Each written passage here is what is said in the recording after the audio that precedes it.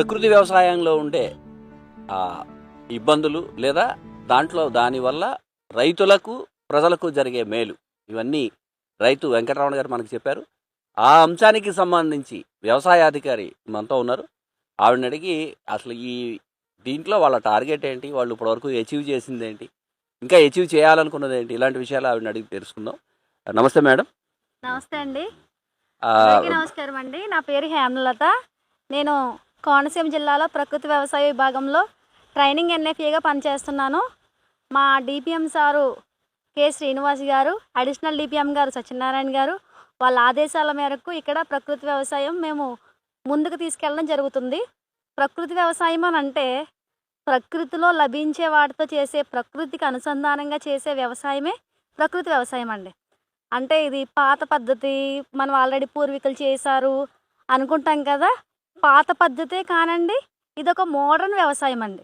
Modern వ్యవసాయం అని ఎందుకు అంటున్నామంటే ఆల్రెడీ పాత పద్ధతిని మనం దాన్ని కొంచెం మోడల్గా చేస్తున్నాం. ఆ మోడల్ ఏంటంటే, మనం ప్రకృతి అనగానే చాలామంది ఇవి పేడ ముట్టుకోవాలి, ఆవు మూత్రం ముట్టుకోవాలి. ఎందుకంటే పేడ ముట్టుకోవడం, ఆవు మూత్రం ముట్టుకోవడం కూడా ఇప్పుడు అందరికీ చాలా ఇబ్బందిగా తయారైందనమాట.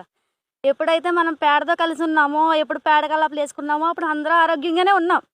ఎప్పుడైతే పేడని అవాయిడ్ చేసామో అప్పుడు అందరూ కూడా కరోనా బారిన పడడం, రకరకాల చూడండి ఇప్పుడు చిన్న వయసు పెద్ద వయసు అని తేడా లేకుండా షుగర్లు, బీపీలు, రకరకాల క్యాన్సర్లు, ఒక్కొక్క అవయవానికి ఒక్కొక్క రకమైన క్యాన్సర్ వస్తుంది. సో ఇవన్నీ గతంలో ఉన్నాయా? ఇన్ని హాస్పిటల్ గతంలో ఉన్నాయా? లేవండి. సో ఇప్పుడు మనం తినే ఫుడ్ వల్లే ఇవన్నీ ఉన్నాయి. కాబట్టి మనం ఒక ఫుడ్ని మార్చుకుని మన ప్రకృతిని కాపాడుకుంటే మనం మన నేటి తరానికి, గతంలో మనం ఎలా ఉండేవాళ్ళమో అదే మళ్ళీ మనం మన నేటి తరానికి అందించాలన్నమాట. ఇప్పుడే 30 సంవత్సరాలు 40 సంవత్సరాలు వచ్చేసరికి అందరికి కూడా బీపీలు, షుగర్లు వస్తున్నాయి. సో ఇంకా మన తరం మారేసరికి 20 సంవత్సరాలకి లేదంటే 10 సంవత్సరాలకి కూడా బీపీలు, షుగర్లు అన్నీ వచ్చేస్తాయి. సో మనం వాళ్ళ భవిష్యత్తు బాగుండాలి, మన పిల్లలు బాగుండాలి అని మనం వాళ్ళకి మంచి ఎడ్యుకేషన్ ఇస్తాము, అలాగే మంచి బట్టలు ఇస్తాము, మంచి ఆస్తి ఇస్తాము. సో అన్నిటికంటే ఇంపార్టెంట్ ఏంటండి? ఆరోగ్యం. సో ఈ ఆరోగ్యమే, అందుకనే అందరూ అన్నారు పెద్దలు, ఆరోగ్యం మహాభాగ్యం అని. సో అలాంటి ఆరోగ్యాన్ని మనం ఇవ్వాలంటే కనుక, వాళ్ళు అవన్నీ ఇచ్చినవన్నీ అనుభవించాలంటే కనుక ఆరోగ్యంగా ఉండాలి. ఈరోజు నేను ఇక్కడ మాట్లాడుతున్నానంటే కూడా నాకు ఆరోగ్యం ఉంటేనే మాట్లాడగలుగుతున్నాను.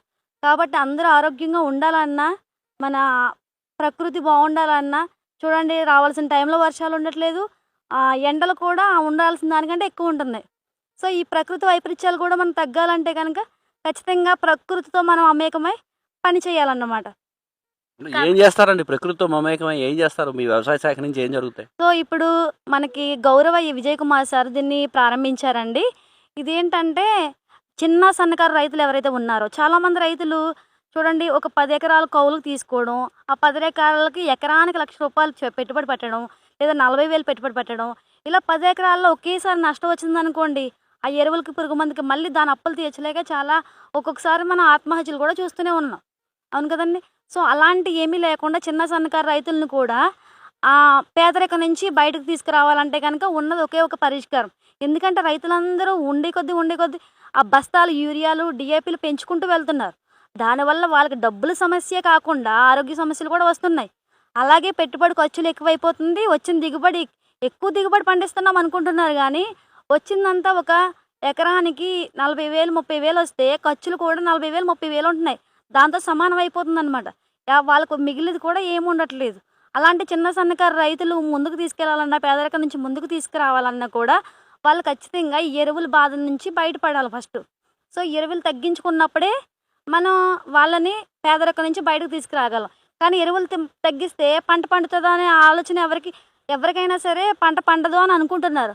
పంట పండుతుందండి. గతంలో ఎలా పండిందో ఇప్పుడు కూడా అలాగే పండుతుంది. మనం చూడండి, అడవిలో ఉంటాము, అడవిలో చాలా వరకు పెద్ద పెద్ద వృక్షాలు, ఊడలు అవన్నీ చూస్తుంటాం. చాలా పచ్చగా ఉంటాయి, చాలా దృఢంగా ఉంటాయి, స్ట్రాంగ్గా ఉంటాయి. వాటికి ఎవరు వెళ్ళి యూరియా డిఏపీలు వేయరు కదా, అంతే కదండి. సో అక్కడ మనం ఏమి వేయము, అవి అంతటా అవే బతుకుతాయి.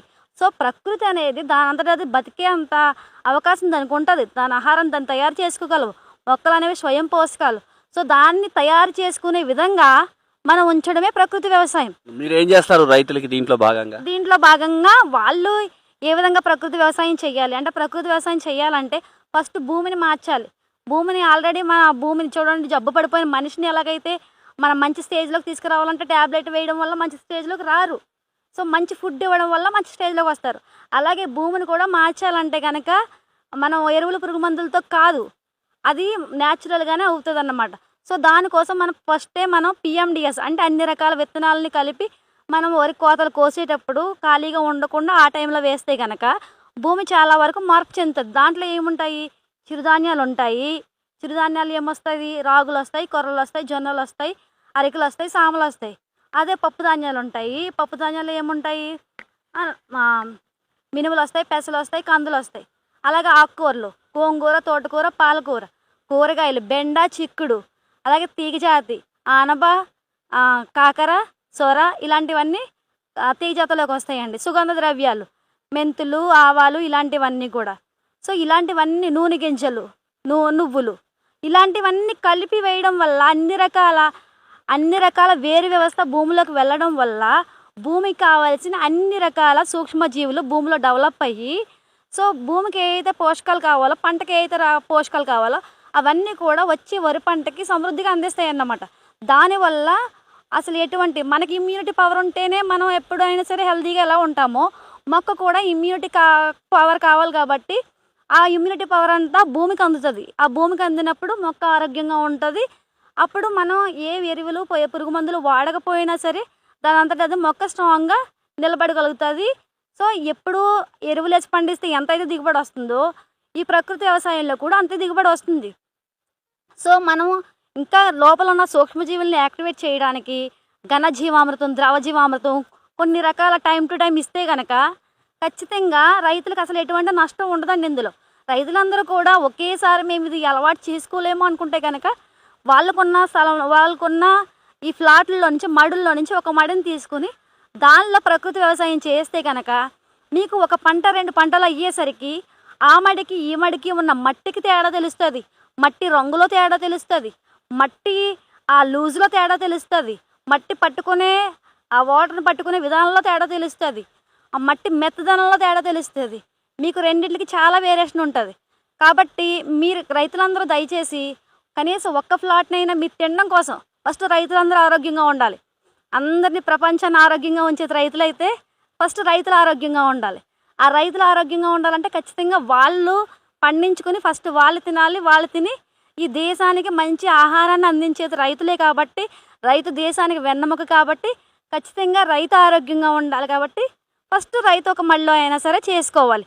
అలాగే రైతుకి ఇంకా ఎక్కువ ఉన్న చిన్న స్థలంలోనే ఎక్కువ ఆదాయం వచ్చేలాగా ఏటీఎం మోడల్స్ కొన్ని మా డిపిఎం సారు అలాగే విజయ్ కుమార్ సార్, స్టేట్ నుంచి విజయ్ కుమార్ సారు ప్రొవైడ్ చేస్తున్నారు. ఎలా అంటే వాళ్ళకి ట్రైనింగ్స్ కూడా ఇస్తున్నారు అనమాట. రైతులకి చిన్న ప్లేస్లోని, తక్కువ ప్లేస్లోని ఎక్కువ రకాల పంటలు పండించి ఒక ఎంప్లాయీ ఎలాగైతే నెలలకు ఉద్యోగంలో జీతం తీసుకుంటారో అలాగే రైతు కూడా ఈ పంట వచ్చేంత వరకు 3 నెలలు, 4 నెలలు, 5 నెలలు ఆగకుండా ప్రతి నెల కూడా రైతు కూడా జీతం తీసుకోవాలి. అలా జీతం తీసుకోవాలంటే ఎక్కడి నుంచి తీసుకుంటారు అనేది ఆలోచించి చాలామంది కొబ్బరి తోటలు ఉంటున్నాయి. కొబ్బరి తోట వేసేసి ఖాళీగా ఉంచేస్తున్నారు మధ్యలో స్థలాన్ని. సో దానిలో కూడా మనం రకరకాల పంటలు అంటే ఆకుకూరలు అనుకోండి, ఒక నెల రోజుల్లోనే మనకి పంట వచ్చేస్తుంది. దాంట్లో కూరగాయలు 2 నెలల్లో మనకు కూరగాయలు వచ్చేస్తాయి. అందులో తీగజాతి 3వ నెలలో తీగజాతి వస్తుంది. ఇలాగా మనం రెగ్యులర్గా రొటేషన్ జరుగుతూ ఉంటుంది అన్నమాట. సో ఎప్పటికప్పుడే మనం ఆకుకూరలు, కూరగాయలు, తీగజాతి, దుంపజాతి అలా వాళ్ళకి ఏ అయితే మార్కెటింగ్కి అనువుగా ఉంటాయో అలాంటివన్నీ కూడా మనం చేసుకుంటే కనుక, అవన్నీ చేస్తే కనుక రైతులకి ఆదాయం ఉంటుంది, ఆరోగ్యం ఉంటుంది, ప్రకృతి వ్యవసాయం మీద నమ్మకం కూడా వస్తుంది. సో మనం గతంలో ఎలాగైతే స్వతంత్రం కోసం పోరాటం చేసి మనకు స్వతంత్రం తీసుకొచ్చారో అలాగే మనం ఇప్పుడు కూడా వ్యవసాయం మీద పోరాటం చేసి ఖచ్చితంగా ప్రకృతి వ్యవసాయాన్ని ముందుకు తీసుకెళ్తే కనుక నేటి తరానికి మంచి ఆరోగ్యాన్ని, మంచి భవిష్యత్తును అందించగలమని నేను తెలియపరుస్తున్నాను. జిల్లాలో అసలు ఎంత మేరకు పొలంలో ప్రకృతి వ్యవసాయం చేయాలని అనుకున్నారు, ఎంత మేరకు అయ్యింది? అంటే ఫస్ట్ అందరూ పెద్ద రైతులు కాకుండా మన టార్గెట్ చిన్న రైతులు. కాబట్టి చిన్న రైతుల్ని వాళ్ళ పేదరికం నుంచి తీసుకురావాలి. కాబట్టి ఇప్పుడు 20,000 ఎకరాల్లో మనం అనుకున్న టార్గెట్ అనుకున్నాము. ప్రస్తుతానికి 2,000 ఎకరాల వరకు ఇప్పుడు చేస్తున్నారు ప్రకృతి వ్యవసాయము. అలాగే చేసింది మనం తిరుపతి దేవస్థానానికి కానీ ఇంకా మిగతా దేవస్థానాలకు కూడా టైఅప్లు జరుగుతున్నాయి. సో అన్ని దేవస్థానాలకు ఇవ్వాలంటే మన దగ్గర రైతులు ఇంకా చెయ్యాలన్నమాట. సో రైతులు నార్మల్ రైస్ కాకుండా అన్నారు కుజుపటాలు ఇలా సన్న రకాలు ఈ ప్రకృతి వ్యవసాయంలో పండిస్తే కనుక ఎక్కువ మార్కెటింగ్ చేసే అవకాశం ఎక్కువ ఉంటుంది.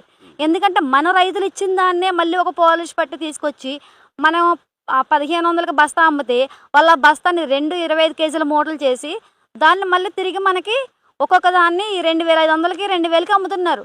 సో ఎంత లాభం అంటే డబుల్కి ట్రిపుల్ లాభం ఉంటుంది. సో అదే లాభం రైతులకు రావాలి, బయట అమ్ముకునే వాళ్ళకి కాకుండా రైతులకే ఆ లాభం వస్తే బాగుంటుంది. వాళ్ళు ప్రాసెసింగ్ చేసి అమ్ముకుంటే కనుక.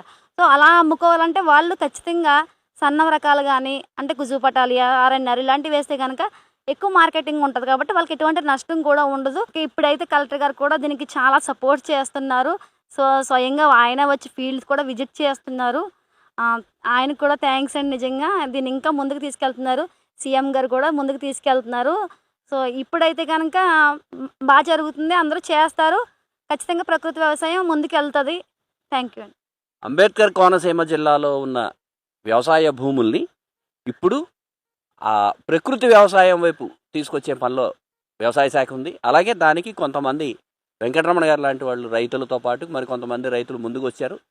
భవిష్యత్తులో సగానికి పైగా ఈ వ్యవసాయం ప్రకృతి వ్యవసాయంగా మారే అవకాశం ఉంది అని అధికారులు చెప్తున్నారు. అలాగే ఈ రైతులే కాకుండా వినియోగదారులని కూడా ఇటువైపు మళ్లించే ప్రయత్నాలు ఇతర ప్రభుత్వ శాఖలు చేస్తున్నాయని చెప్తున్నారు. ఈ వ్యవసాయం కనుక ఇలాగే అభివృద్ధి చెందితే అంబేద్కర్ కోనసీమ జిల్లాలో రానున్న 10-15 సంవత్సరాలలో దాదాపు 50-60% అంటే 50-60% భూమి ప్రకృతి వ్యవసాయం వైపు తిరిగే అవకాశం ఉంది. రైతులు కూడా అటువైపు చూసే అవకాశం ఉందని అధికారులు చెప్తున్నారు. అలాగే ఆ రైతులు కూడా ముందుకు వస్తున్నారు. ముందు వింటలేదు ఎవరును, కానీ అందులో ఉండే సుగుణాలు అర్థం చేసుకుని రైతులు ముందుకు వస్తున్నారు.